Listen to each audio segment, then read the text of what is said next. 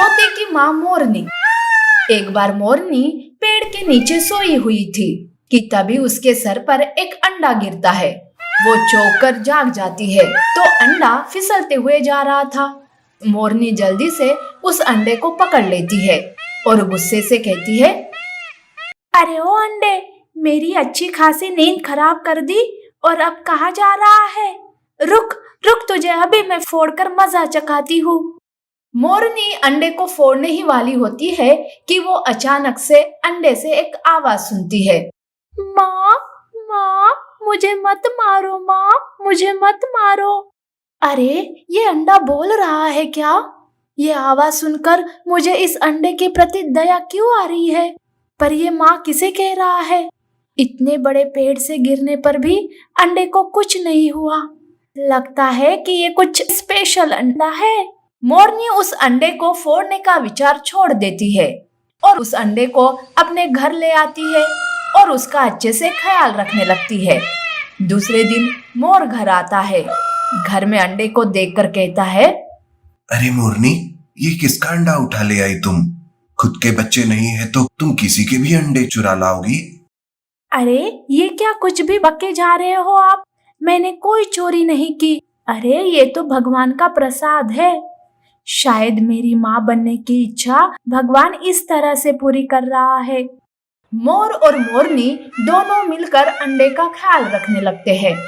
कुछ ही दिनों में उस अंडे से एक प्यारा सा तोते का बच्चा बाहर आता है। उसे देखकर मोर और मोरनी बहुत खुश हो जाते हैं। मोरनी बच्चे से कहती है, मेरे प्यारे बच्चे, तुमने ही मुझे माँ कहकर बुलाया था ना उस दिन? बेटा, फिर से मुझे माँ कह के बुलाओ ना। माँ माँ। ये सुनते ही मोरनी की आंखों से खुशी के आंसू बहने लगते हैं। अब मोरनी एक पल के लिए भी तोते के बच्चे को अपनी आंख से ओझल नहीं होने देती। उसे अच्छा खाना पीना सब समय से देने लगती है। तोते का बच्चा भी मोरनी को ही अपनी माँ कहकर बुलाता है और उसके साथ साथ रहता है। एक दिन मोर मोरनी से कहता है, मोरनी, ये तो बहुत ही प्यारा बच्चा है, लेकिन अगर इसकी माँ आई और उसने हमारे बच्चे को छीनने की बात की, फिर हम क्या करेंगे? हम तो जीते जी मर जाएंगे। आप तो ऐसी मनुष्य बातें मत कीजिए। मैं मेरे बेटे को किसी को नहीं दूंगी। ऐसी उनकी बातें चल ही रही थी कि मोरनी की सहेली जलकुकड़ी मोरनी वहां आती है और वो कहती है, अरे मोरनी, ये तूने अच्छा नहीं किया। खुद माँ नहीं बन सकती, इसीलिए दूसरी माँ का बच्चा चुरा ले आई। तुम बहुत ही स्वार्थी हो, इसीलिए भगवान ने तुम्हें बच्चा नहीं दिया।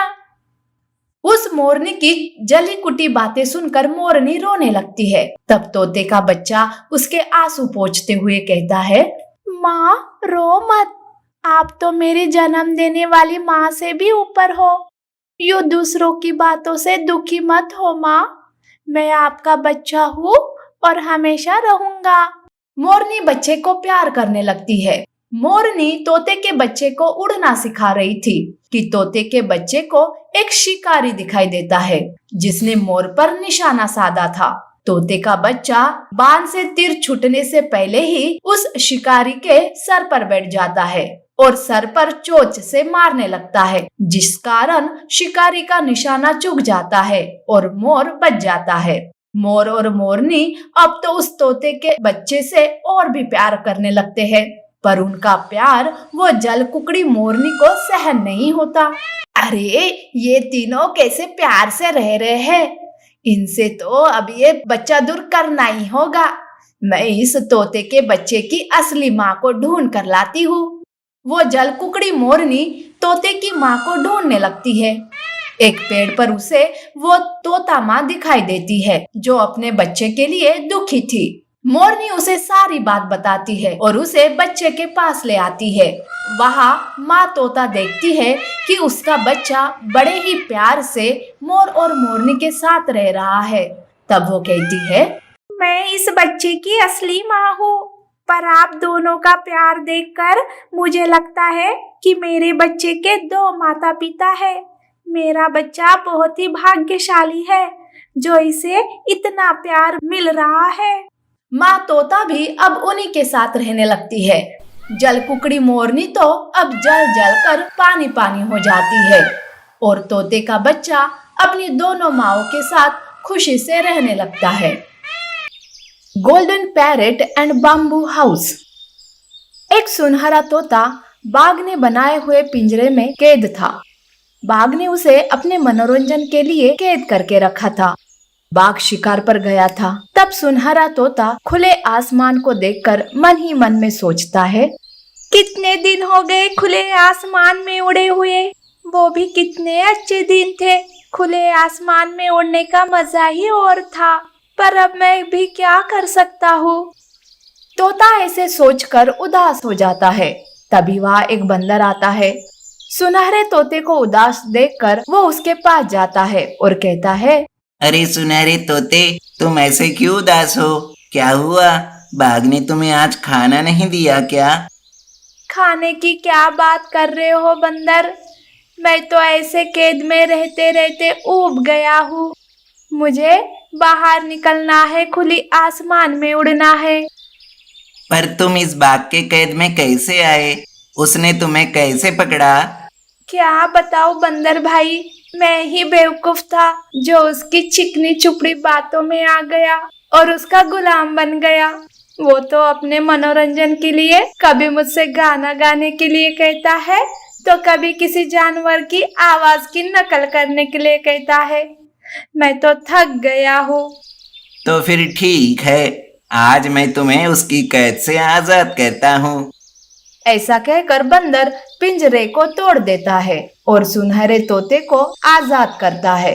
तब तोता कहता है, बंदर, तुमने मुझे आजाद तो किया, पर मैं इस जंगल में कहाँ जाऊंगा? बाघ मुझे फिर से पकड़ ले आएगा, क्योंकि मैं उड़ ही नहीं सकता। उसने मेरे पंख काट दिए हैं। अच्छा, तो तुम कुछ दिनों के लिए मेरे साथ मेरे बाम्बू हाउस में रहना। मैं वादा करता हूँ कि बाघ तुम्हारे पास तक नहीं भटकेगा। पर अगर उसे पता चला कि तुमने मुझे आजाद किया है, तो वो तुम्हें भी हानि पहुंचाएगा। अरे तुम घबराओ मत तोते, और अब चलो चुपचाप मेरे साथ, नहीं तो तब तक बाघ भी आ सकता है। बंदर सुनहरे तोते को अपनी पीठ पर बिठाकर पेड़ से उछल कूद करते हुए अपने बाम्बू हाउस तक लेके जाता है। उधर जब बाघ टूटे हुए पिंजरे को देखता है तो वो गुस्से से आग बबूला हो जाता है। अरे ये क्या, मेरा सुनहरा तोता कहाँ चला गया? किसने उसे पिंजरे से मुक्त किया? किसकी इतनी हिम्मत कि उसने मुझसे पंगा लिया? मैं छोड़ूंगा नहीं उसे। बाघ गुस्से से पागल हो जाता है।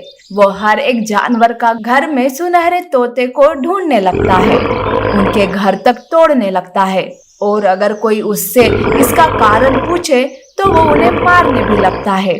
बाम्बू हाउस में बंदर सुनहरे तोते को छुपा कर रखता है, पर जब वो बाहर का नजारा देखता है तो वो भी थोड़ा डर जाता है।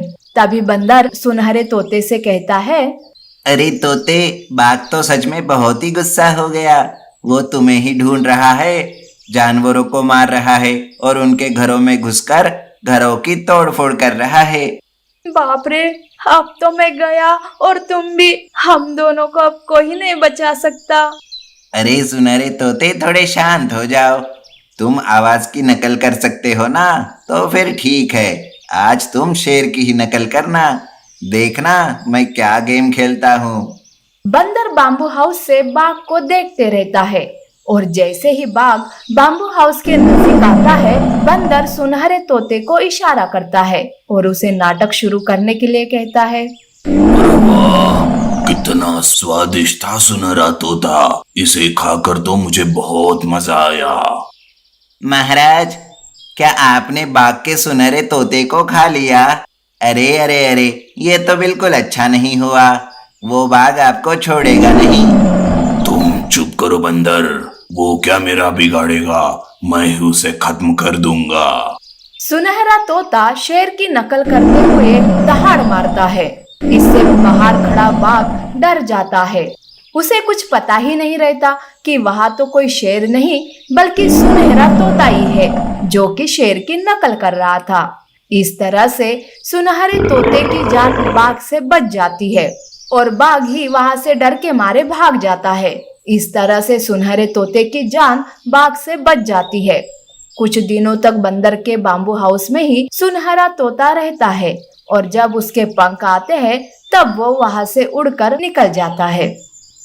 नीति: हमें हमारे मनोरंजन के लिए पंछियों को पिंजरे में कैद नहीं करना चाहिए।